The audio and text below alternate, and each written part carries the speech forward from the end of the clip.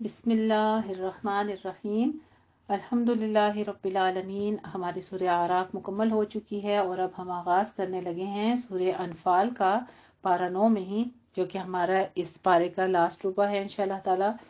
تو سورہ انفال کے بارے میں آغاز میں آپ کو مختصر خلاصہ بیان کر چکی ہوں۔ سورہ انفال مدنی صورت ہے اور اس کا سورہ توبہ مدنی کے ساتھ یعنی جوڑے کا تعلق ہے۔ زیر مطالعہ گروپ کی چاروں صورتوں میں پائے جانے والے معنوی ربط کو یوں سمجھنا چاہیے کہ پہلی دو مکی صورتیں سورہ انعام اور اعراف میں مشرکین عرب پر رسول اللہ صلی اللہ علیہ وآلہ وسلم کی مسلسل دعوت کے ذریعے اور اتمام حجت کا بیان ہے، اور بعد کی دو مدنی صورتوں یعنی سورہ انفال اور سورہ توبہ میں اس تمام اتمام حجت کے جواب میں ان لوگوں پر عذاب کا تذکرہ ہے۔ موضوع کے اس مناسبت کی بنا پر یہ چاروں صورتیں دو دو کے جوڑے کے ساتھ ایک گروپ بناتی ہیں۔ سورہ انفال غزوہ بدر کے متصلاً بعد اور سورہ آل عمران کے اکثر حصول کے نزول سے پہلے نازل ہوئی۔ چنانچہ اس صورت کے مطالعے سے پہلے غزوہ بدر کے پس منظر اور واقعات کے بارے میں جاننا ضروری ہے۔ یہ صورت 10 رکوعات پر مشتمل ہے، ایک مکمل خطبہ ہے، ٹھیک ہے۔ اس میں مال غنیمت کا اور جو مزید تفصیلات ہیں ان کا تذکرہ ہے۔ تو آغاز میں آپ کو ان کے ساتھ کچھ ریلیٹ کر چکی ہوں، اب آپ جو ساتھ ساتھ جہاں پہ ضرورت ہوگی تو بتاؤں گی، ورنہ یہ ہے کہ ہم مختصر ترجمے کے ساتھ کرتے ہیں انشاءاللہ۔ قصص میں ان واقعات کا تذکرہ، قصص القرآن ہم ساتھ ساتھ وہ کورس بھی کر رہے ہیں، تو اس میں انشاءاللہ تعالیٰ آپ تفصیلی دیکھ سکتے ہیں۔ جن بہنوں نے اگر وہ جوائن نہیں کیا ہوا ہے تو آپ یوٹیوب چینل پر بھی جوائن کر سکتے ہیں۔ قصص القرآن المدرسہ ام الشان جو ہے آپ اس کو جوائن کر لیجئے، ہمارا جو یوٹیوب چینل ہے، ٹھیک ہے۔ تو اس کو آپ سبسکرائب کر لیں گے، پھر اس پہ آپ کو قصص کے یہ تمام لیکچر جو ہیں، تمام قرآن مجید کے جتنے قصے بیان ہوئے ہیں یہ ڈیٹیل کے ساتھ وہاں پہ ہمارے آ چکے ہیں اور آ بھی رہے ہیں، آپ اس سے مستفید ہو سکتے ہیں۔ تو یہاں پہ ہم آغاز کرتے ہیں سورہ انفال، جو کہ جس کے 10 رکوع ہیں۔ یہ سورہ جو ہے یہ بھی آپ صلی اللہ علیہ وآلہ وسلم مدینہ شریف میں تھے، یہ مدنی صورت ہے، وہاں پہ نازل ہوئی اور اس کی 88 تقریباً 8 یہاں پہ ہمارے پاس رکوع بیان ہو رہے ہیں، 88 آیات ہیں اور آیات اس کی 75 ہیں، 10 رکوع ہیں، ٹھیک ہے۔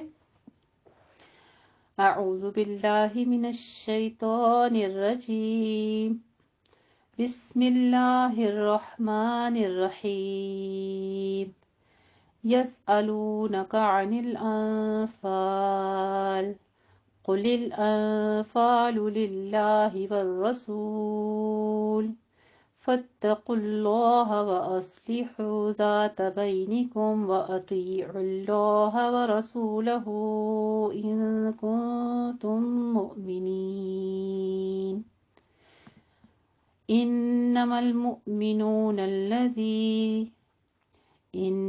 المؤمنون الذين إذا ذكر الله وجلت قلوبهم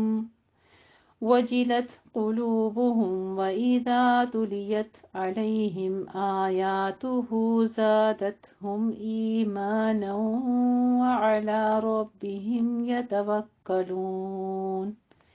صفات بیان کی جا رہی ہیں ایمان والوں کی۔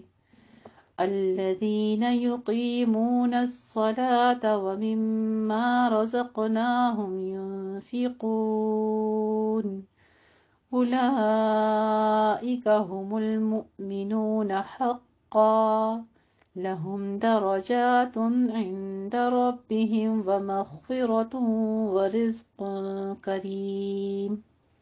میں پناہ میں آتی ہوں اللہ تعالیٰ کی شیطان مردود کی شرارتوں سے بچنے کے لیے۔ اللہ تعالیٰ کے نام کی برکات کے ساتھ میں شروع کرتی ہوں، جو بڑا مہربان، جو نہایت رحم فرمانے والا ہے۔ اے نبی کریم صلی اللہ علیہ وآلہ وسلم، یہ لوگ آپ سے اموال غنیمت کے بارے میں پوچھ رہے ہیں، آپ کہیے کہ اموال غنیمت سارے کا سارا اللہ کا اور اس کے رسول کے ہیں، بس تم اللہ کا تقوی اختیار کرو اور اپنے آپ اس کے معاملات درست کرو اور اللہ اور اس کے رسول کی اطاعت کرو اگر تم مومن ہو۔ پھر آگے مومنوں کی پہچان بتائی گئی، اپنے آپ کو نوٹ کر لیجئے۔ ہمیں اپنا موازنہ کرنے کا طریقہ سکھایا جا رہا ہے، کیا ہم سچے مومن ہیں؟ اب مومنوں کی پہچان بتائی جا رہی ہے، غور سے سنیے گا اور اس کو اپنے پاس نوٹ کیجیے گا، اس کو اپنے بچوں کو بتائیے، اپنے گھروں میں بتائیے کہ حقیقی مومنوں کی پہچان بتائی گئی ہے۔ حقیقی مومن تو وہی ہیں کہ جب اللہ کا ذکر کیا جاتا ہے تو ان کے دل لرز جاتے ہیں، اور جب انہیں اس کی آیات پڑھ کر سنائی جاتی ہیں تو ان کے ایمان میں اضافہ ہو جاتا ہے، اور وہ اپنے رب ہی پر توکل کرتے ہیں، یعنی وہ دنیا میں کسی سے کچھ نہیں مانگتے اللہ کے سوا۔ وہ لوگ جو نماز قائم رکھتے ہیں اور جو کچھ ہم نے انہیں دیا ہے اس میں سے وہ خرچ کرتے ہیں، وہی لوگ ہیں جو حقیقی مومن ہیں۔ ان کے لیے ان کے رب کے پاس اونچے درجات اور مغفرت اور عزت والا رزق ہے۔ عزت والا رزق یعنی کہ بہت عزت کے ساتھ کھلایا پلایا جائے گا، جہاں کوئی مزدوری نہیں ہوگی، کوئی خواری نہیں ہوگی، کوئی انسان کی مشقت نہیں ہوگی، بس آرام سے تکیے لگائے ہوئے بیٹھے ہوں گے۔ تو وہی لوگ جہاں سے ہمارے قرآن کا آغاز ہوتا ہے، اولئک هم المفلحون، سورہ بقرہ کی آیات مبارکہ آغاز کی جو ہیں، اسی طرح تذکرہ کیا جاتا ہے، وہاں پہ بھی یہ تمام لوگ بتائے گئے اور ان کی خصوصیات بتائی گئی کہ ایمان والے کون ہوتے ہیں۔ اولئک هم المفلحون، وہی لوگ ہیں ایمان والے۔ اور یہاں پہ ایک اور کیٹیگری جن کو یہ تمام اللہ تعالیٰ نے صفات بخشی ہوں، جن کے اندر یہ خصوصیات ہوں، تو وہی سچے مومن ہیں۔ کما اخرجک ربک من بیتک بالحق، جیسا کہ نکالا آپ کو اے نبی کریم صلی اللہ علیہ وآلہ وسلم آپ کے رب نے آپ کے گھر سے حق کے ساتھ، اور یقیناً اہل ایمان میں سے کچھ لوگ اسے پسند نہیں کر رہے تھے۔ وہ لوگ آپ صلی اللہ علیہ وآلہ وسلم کے ساتھ جھگڑ رہے تھے حق کے بارے میں، اس کے بعد کہ بات ان پر بالکل واضح ہو چکی تھی۔ وہ لوگ ایسے محسوس کر رہے تھے جیسے انہیں موت کی طرف دھکیلا جا رہا ہو، اور وہ اسے دیکھ رہے تھے۔ اور یاد کرو جب اللہ کا وعدہ آ چکا، اللہ وعدہ کر رہا تھا کہ تم لوگوں سے کہ ان دونوں گروہوں میں سے ایک تمہیں مل جائے گا، اور اے مسلمانوں تم یہ چاہتے تھے کہ بغیر کانٹے کے ہی وہ تمہارے ہاتھ آئے، اور اللہ چاہتا تھا کہ اپنے فیصلے کے ذریعے سے حق کا حق ہونا ثابت کر دے اور کافروں کی جڑ کاٹ دے، تاکہ سچ ثابت کر دے اور حق کو اور جھوٹ کو ثابت کر دے، باطل کو، خواہ یہ مجرموں کو کتنا ہی ناگوار ہو۔ یاد کرو جب کہ تم لوگ اپنے رب سے فریاد کر رہے تھے تو اس نے تمہاری دعا قبول کی تھی کہ میں تمہاری مدد کروں گا 1000 فرشتوں کے ساتھ جو بے در پہ آئیں گے، اور اللہ سبحانہ و تعالیٰ نے اس کو نہیں بنایا مگر تمہارے لیے بشارت، اور تاکہ تمہارے دل اس سے مطمئن ہو جائیں۔ یعنی آپ صلی اللہ علیہ وآلہ وسلم کو وحی کے ذریعے بتا دیا گیا تھا کہ اگر یہ جنگ کریں گے تو اللہ رب العزت ان کی 1000 فرشتوں کے ساتھ بھی مدد کریں گے۔ تو یہ خوابوں میں اشارہ ملنا یا دل میں کوئی بات وحی کے ذریعے ڈال دی جاتی ہے، یہ کیا ہوتی ہے؟ یہ اللہ کی طرف سے خوشخبری ہوتی ہے، یہ دل کو اطمینان ہوتا ہے، اور اللہ کی طرف سے ہی مدد ہوتی ہے۔ یقیناً اللہ زبردست حکمت والا ہے، سبحان اللہ۔ اللہ رب العزت کی خوبصورت نام و صفات عزیز الحکیم بیان کی جا رہی ہیں۔ اذ یغشیکم النعاس امنۃ منہ، یہ دیکھیے یہ بھی ایک اور اللہ کا ذکر، اللہ کی یہ بھی کتنی واضح دلیل ہے کہ نیند کا آنا، غشی کا آنا، یہ بھی کیا ہے؟ یہ بھی اللہ کی کتنی بڑی نعمت ہے۔ جب ہم نیند کر لیتے ہیں اس کے بعد ہمارے اندر ایک فریشمنٹ ہوتی ہے، ایک قوت پیدا ہو جاتی ہے، یا اکثر ہوتا ہے کہ جب انسان کسی غم سے نڈال ہو تو ایک دم بے ہوش ہو جاتا ہے۔ تو یہ غشی کا آنا کیا ہے؟ یاد کرو جبکہ اللہ تمہاری تسکین کے لیے تم پر نیند طاری کر رہا تھا، اور تم آسمان سے پانی تمہارے اوپر برسا رہا تھا تاکہ اس سے تمہیں پاک کرے، اور تاکہ وہ دور کر دے تم سے شیطان کی ڈالی ہوئی نجاست کو، اور تاکہ تمہارے دلوں کو مضبوط کر دے۔ دل بھی مضبوط ہوتے ہیں نا اس سے، اور پاؤں بھی جم جاتے ہیں، انسان کے اندر ثابت قدمی آتی ہے، اور اس سے تمہارے پاؤں جما دے۔ یاد کریں جب آپ کا رب وہی کر رہا تھا فرشتوں کو کہ میں تمہارے ساتھ ہوں، تو تم جاؤ اہل ایمان کو ثابت قدم رکھو۔ یعنی دلوں میں ثابت قدمی جو ہے یہ بھی رب کی طرف سے آتے ہیں فرشتے، اور وہ ڈال کے جاتے ہیں، سبحان اللہ۔ یہ دیکھیے ہمارا ایمان پر قائم ہونا، یا کوئی عمل کرنا، یا پھر ثابت قدمی کی دعا بھی مانگنا، یا ثابت قدم رہنا، یہ سب سلسلہ اللہ کی طرف سے، اگر اللہ نہ چاہے تو پھر دل پھر جاتے ہوتے ہیں۔ تو اللہ سے ثابت قدمی کی دعا کرتے رہنا چاہیے۔ سألقی فی قلوب الذین کفروا الرعب فاضربوا، ابھی ان کافروں کے دلوں میں رعب ڈالتے دیتا ہوں، پس مارو ان کی گردنوں کے اوپر، اور مارو ان کی طرف ایک ایک پور پر، اور یہ سزا ان کی اس لیے ہے کہ انہوں نے مخالفت کی اللہ کی اور اس کے رسول کی، اور جو اللہ اور اس کے رسول کے ساتھ دشمنی کرے تو اللہ بھی سزا دینے میں بہت سخت ہے۔ کوئی اللہ کے احکامات ماننے میں اگر ہماری راہ میں حائل ہو جائے نا، تو یہ آیات مبارکہ اپنے ذہن میں ضرور لے آیا کریں کہ جو اللہ کے ساتھ، اس کے رسول کے ساتھ، اس کی پیروی کرنے والوں کے ساتھ دشمنی کرتے ہیں تو اللہ ان کے لیے پھر خود ہی سخت عقاب کرنے والا ہوتا ہے۔ ذالکم فذوقوہ ان الکافرین، تو لو یہ چکھو اور یہ بھی تمہیں معلوم رہے کہ کافروں کے لیے جہنم کا عذاب ہے۔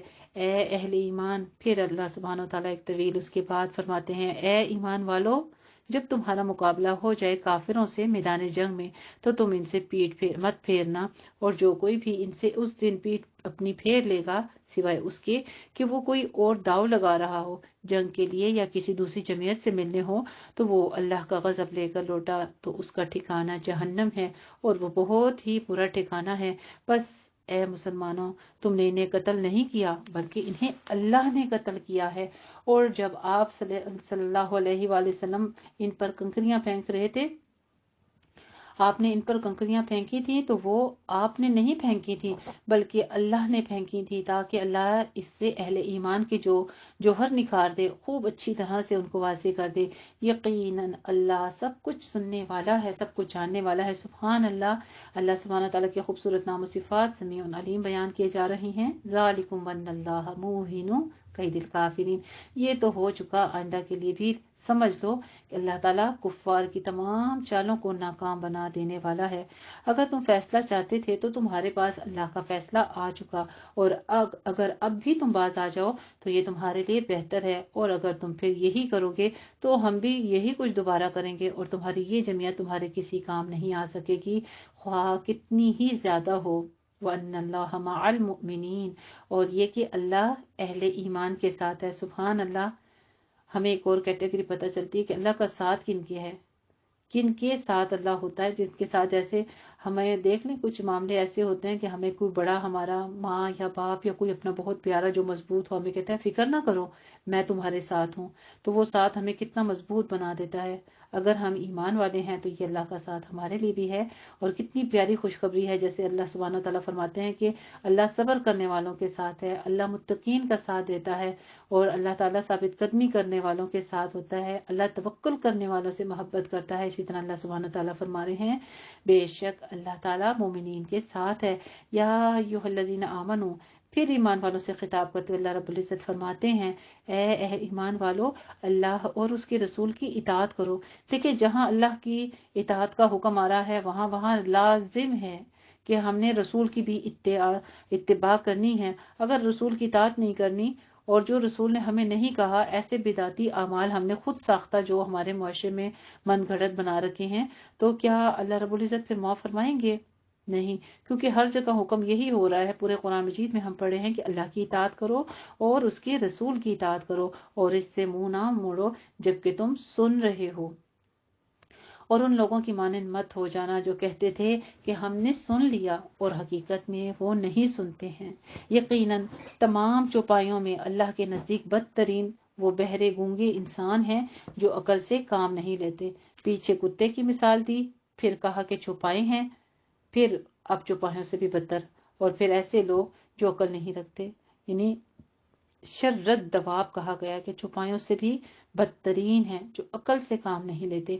اور اگر اللہ کے علم میں ہوتا کہ ان میں کوئی خیر ہے تو وہ انہیں سوار دیتا، یعنی اگر اللہ تعالیٰ قلب کے اندر دیکھ لیتا ہے، جس کے قلب میں ہدایت کی رجوع ہو، جو انابت اللہ کا شوق رکھتا ہو، اللہ رب العزت اس کو فہم عطا کرتے ہیں، پھر دین کی سمجھ۔ لیکن اللہ تعالیٰ ان کو کیوں نہیں سوارا؟ کیونکہ ان کے اندر خیر ہی نہیں ہے، اور اگر وہ انہیں بھلائی کے بغیر سنوار بھی دیتا تو وہ اعراض کرتے ہوئے پیٹ پھیر جاتے ہیں۔ پھر خطاب ہوتا ہے ایمان والوں سے، یا ایھا الذین آمنوا استجیبوا للہ وللرسول، اے ایمان والو، لبیک کہا کرو اللہ اور اس کے رسول کی پکار پر جب وہ تمہیں پکاریں اس شے کے لیے جو تمہیں زندگی بخشنے والی ہے، اور جان رکھو کہ اللہ تعالیٰ بندے اور اس کے دل کے درمیان حائل ہو جایا کرتا ہے، اور یہ کہ بالآخر تم سب کو یقیناً اسی کی طرف جمع کیا جانا ہے۔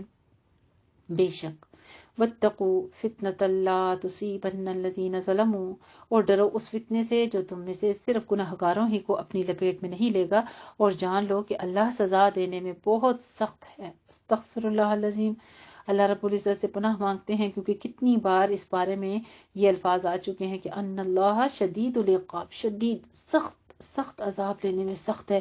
جب عذاب دینے پر آتا ہے تو بڑا سخت عذاب دیتا ہے، اس کی پکڑ بڑی سخت ہے۔ تو ساتھ ساتھ توبہ کے دروازے کیوں کھلے چھوڑے ہیں؟ تاکہ تم تقوی اختیار کرو اور ڈرتے رہو، بچتے رہو پھر وہ بخشنے والا بھی ہے اور مہربان بھی ہے. ساتھ ساتھ یہ بھی تو تذکرہ آیا ہے نا, تو یہاں پہ پھر ایک دفعہ تاکیدی جملہ ہے کہ وہ سخت سزا دینے والا ہے. وَاذْكُرُوا إِذْ أَنْتُمْ قَلِيلٌ مُسْتَضْعَفُونَ, اور یاد کرو جبکہ تم تھوڑی تعداد میں تھے اور زمین میں دبا لیے گئے تھے. تمہیں اندیشہ تھا کہ لوگ تمہیں اچک لے جائیں گے, تو اللہ نے تمہیں پناہ کی جگہ دے دی اور تمہاری مدد کی اور اپنی خاص نصرت سے, اور تمہیں بہترین پاکیزہ رزق عطا کیا تاکہ تم شکر ادا کرو. اللہ کی طرف سے مدد کیوں آتی ہے؟ اللہ کی طرف سے رزق پاکیزہ کیوں عطا کیا جاتا ہے؟ اللہ کی طرف سے نعمتیں کیوں عطا کی جاتی ہیں؟ تاکہ تم شکر ادا کرو.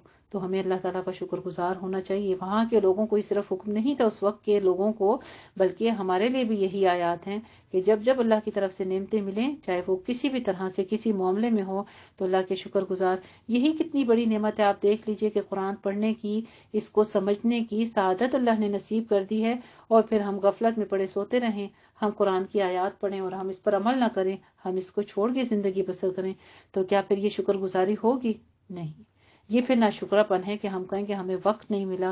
اگر ہم یہ کہیں کہ ہم عمل نہیں کر سکتے, ہمارا گھر کا ماحول ایسا ہے, ہم ان آیات سے ہٹ کے زندگی بسر کریں, تو پھر ان شرت دواب, پھر بدترین جانوروں سے بھی ہیں وہ لوگ جو عقل سے کام نہیں لیتے. یا ایھا الذین آمنو, پھر ایمان والوں سے خطاب ہوتا ہے کہ کیا کرو, مت تم خیانت کرو اللہ سے اور اس کے رسول سے, اور نہ ہی اپنی آپس کی امانتوں میں خیانت کیا کرو جانتے بوجھتے.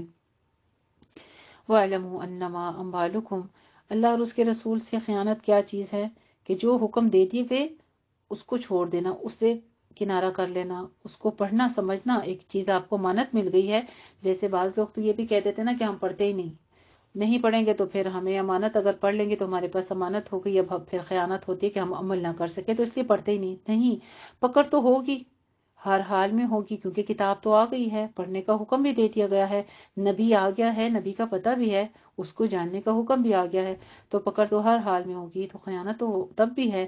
بہتر کیا ہے کہ انسان جان لے اور اس امانت کو پورا پورا ادا کرنے کی کوشش کرے.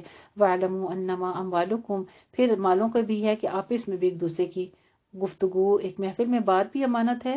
ایک دوسرے کی امانتیں, پیسہ وغیرہ, زر, ایک دوسرے کی جانیں, ایک دوسرے کی حفاظت جو ہے, وہ سب کچھ ہمارے پاس امانت ہے. وہ ایک مومن کا مومن پر حق ہے. تو آگے حکم ہوتا ہے, اور جان لو کہ تمہارے اموال اور تمہاری اولاد فتنہ ہے, آزمائش ہے. فتنہ فساد والا فتنہ نہیں ہے کہ اللہ نے ہمارے پر کوئی عذاب پھینک دیا, نہیں. یہ مال, یہ اولاد کیا ہے؟ ایک آزمائش ہے. جب ہمارے پاس اولاد نہیں ہوتی ہے تو ہم کیا کہتے ہیں, یا اللہ ہمیں اولاد دیتے. جب بچہ ہو جاتا ہے, اولاد کی نعمت سے اللہ نواز دیتا ہے, وہ ایک آزمائش میں ہی ڈالتا ہے نا ہمیں. پھر ہم کہتے ہیں ہمارے پاس نماز پڑھنے کا ٹائم نہیں ہے, یا بچے ہر وقت, ہمارے کپڑے ناپاک ہو جاتے ہیں, ہم بچوں کی وجہ سے نماز نہیں پڑھ سکتے. تو یہ آزمائش ہے نا کہ اب نعمت دے دی ہے, اب بھی دیکھو میری عبادت پر قائم رہتے ہو کہ نہیں. اسی طرح مال نہیں ہے تو ہم کاروبار کے لیے اور گھر کے مالی حالات بہتر ہونے کے لیے کتنی دعائیں مانگتے ہیں, اللہ سے وظیفے کرتے ہیں پراپرلی, کتنے بڑے وظیفے. اور جب مال ہمارے پاس آ جاتا ہے کثرت سے, پھر ہم شاپنگ میں اور گھر کی سجاوٹ میں اور ان تمام معمولات میں اپنی زندگی غرق کر دیتے ہیں. تو یہ پھر اللہ کی طرف سے آزمائش ہی ہوتی ہے نا کہ اب بھی یہ میری عبادت کے لیے وقت نکالتا ہے کہ نہیں. تو غور و فکر کرنا چاہیے. ہر حال میں, ہر لمحے کو اللہ کے لیے نکالنا سب سے اولین مقصد ہونا چاہیے. پھر آپ دنیا کے تمام کام بھی کرتے رہیں, لیکن یہ یاد رکھیں, وَاعْلَمُوا, جان رکھو, أَنَّمَا أَمْوَالُكُمْ وَأَوْلَادُكُمْ فِتْنَةٌ, کہ یہ مال بھی, یہ اولاد بھی تو آزمائش ہے نا. تو میں نے اس آزمائش میں پورا اترنا ہے, ہر چیز کو میں نے اللہ کے لیے ضرور استعمال کرنا ہے. وَأَنَّ اللَّهَ عِندَهُ أَجْرٌ عَظِيمٌ, اور یقیناً اللہ ہی کے پاس ہے بڑا اجر. سبحان اللہ, اللہ سے بڑے اجر کی امید کے ساتھ یہ مال اور اولاد اللہ کی راہ میں خرچ کریں. تو پھر کیا ہے, اللہ کے پاس بھی تو ساتھ انعام بتا دیا گیا. یا ایھا الذین آمنوا, پھر ایک بار ایمان والوں سے خطاب ہوتا ہے. اللہ سبحانہ تعالیٰ فرماتے ہیں, اے ایمان والو, اگر تم اللہ کے تقوی پر برقرار رہو گے, یعنی ثابت قدمی کے ساتھ چلتے رہو گے, تو وہ تمہارے لیے فرقان پیدا کر دے گا. فرقان کیا ہوتا ہے؟ حق و باطل میں فرق پیدا کر دے گا اور دور کر دے گا تم سے تمہاری برائیاں, یعنی تمہاری جو ویک پوائنٹس ہیں, تمہاری کمزوریاں ہیں, اور وہ تمہیں بخش دے گا. اور اللہ بڑے فضل والا ہے. سبحان اللہ. اللہ سبحانہ تعالیٰ کے خوبصورت نام و صفات, ذو الفضل العظیم بیان کیے جا رہے ہیں. وَإِذْ يَمْكُرُ بِكَ الَّذِينَ كَفَرُوا, پھر کہتے ہیں اور یاد کیجئے جب کفار آپ صلی اللہ علیہ وآلہ وسلم کے خلاف سازشیں کر رہے تھے کہ آپ کو قید کر دیں یا قتل کر دیں یا مکہ سے نکال دیں، وہ بھی چالیں چل رہے تھے اور اللہ بھی منصوبہ بندی کر رہا تھا کیا ان کے خلاف، اور اللہ تعالیٰ بہترین منصوبہ بندی کرنے والا ہے، بہترین چال چلنے والا ہے۔ وَإِذَا تُتْلَىٰ عَلَيْهِمْ آيَاتُنَا، اور جب انہیں ہماری آیات پڑھ کر سنائی جاتی ہیں تو وہ کہتے ہیں بہت سن لیا ہم نے یہ کلام، اگر ہم چاہیں تو ایسا کلام ہم بھی کہہ دیں، یہ کچھ نہیں ہے سوائے پچھلے لوگوں کی کہانیوں کے۔ یعنی اللہ کے حکموں کو کیا کہا کہ یہ تو پچھلے لائف سٹوریز ہیں، پچھلی زندگیوں کی، پچھلی قوموں کی، تو ہم بھی ایسے بیان کر سکتے ہیں۔ وَإِذْ قَالُوا اللَّهُمَّ إِن كَانَ هَٰذَا هُوَ الْحَقُّ، اور جب انہوں نے کہا کہ اللہ اگر یہ قرآن تیری ہی طرف سے برحق ہے تو برسا دے ہم پر پھر پتھر آسمان سے، یا بھیج دے ہم پر کوئی دردناک عذاب۔ یہ چیلنج کر رہے ہیں اللہ کو، تو اب دیکھیے پھر انجام کیسا ہوتا ہے ایسوں کا۔ وما کان اللہ، اور اللہ ایسا نہ تھا کہ ان کو عذاب دیتا جبکہ ابھی آپ صلی اللہ علیہ وآلہ وسلم ان کے درمیان موجود تھے، اور اللہ تعالیٰ ان کو عذاب دینے والا نہیں تھا جبکہ وہ استغفار بھی کر رہے ہوں۔ یعنی اس قوم میں، مکہ میں، عرب میں تب تک عذاب نہیں آیا۔ آپ صلی اللہ علیہ وسلم کو دو ریزنز بتا دی گئی ہیں، پہلی تو یہ کہ آپ ایک بابرکت ہستی اللہ کے محبوب ان کے درمیان موجود ہیں، اور دوسرا یہ کہ وہ استغفار کر رہے تھے، ان میں کچھ لوگ ایسے بھی تھے جو کہ استغفار کر رہے تھے۔ اور کیا رکاوٹ ہے ان کے لیے کہ اللہ ان کو عذاب نہ دے جبکہ وہ روک رہے ہیں مسجد حرام سے لوگوں کو، اور اس حال میں کہ وہ اس کے متولی بھی نہیں ہیں۔ اس کے اصل متولی تو صرف متقی لوگ ہیں، لیکن ان کی اکثریت علم نہیں رکھتی، اور نہیں ہے ان کی نماز بیت اللہ کے پاس سوائے سیٹیاں بجانا اور تالیاں پیٹنا۔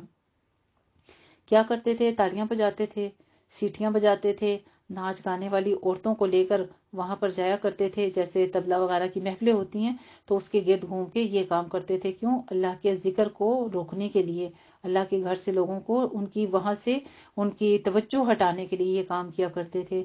فَذُوقُوا الْعَذَابَ بِمَا كُنتُمْ تَكْفُرُونَ، پھر ان سے کیا کہا جائے گا؟ تو اب چکھو مزہ عذاب کا اپنے کفر کی وجہ سے۔ یقیناً کافر لوگ اپنے اموال خرچ کرتے ہیں تاکہ لوگوں کو روکیں اللہ کے راستے سے۔